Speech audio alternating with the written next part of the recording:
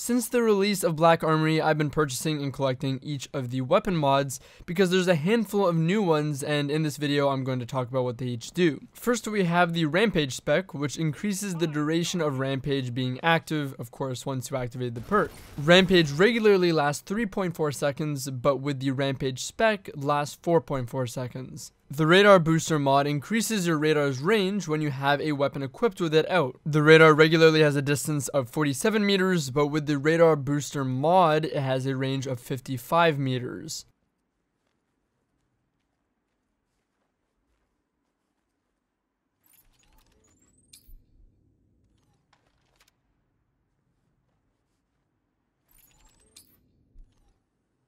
The Dragonfly Spec mod was weird to say the least. It's either broken or it's very random and not significant enough.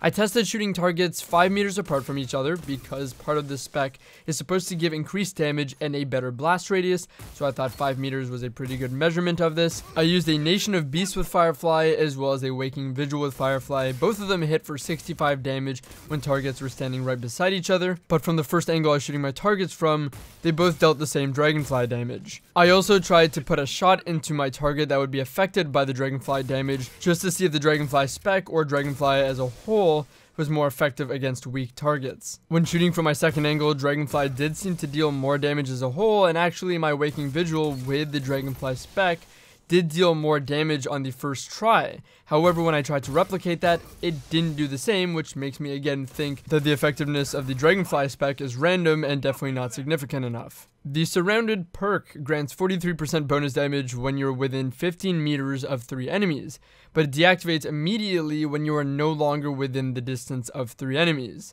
The Surrounded mod allows the Surrounded perk bonus damage to continue for 1.47 seconds after no longer being within that 15 meters of 3 enemies.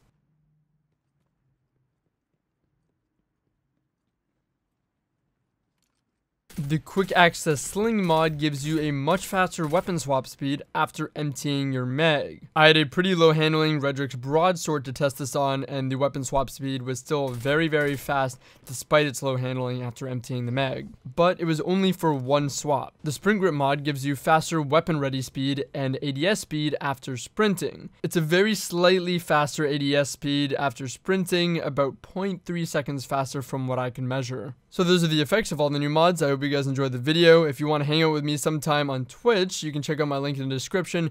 But if you don't care, that is a-okay too. So I'll see you guys later.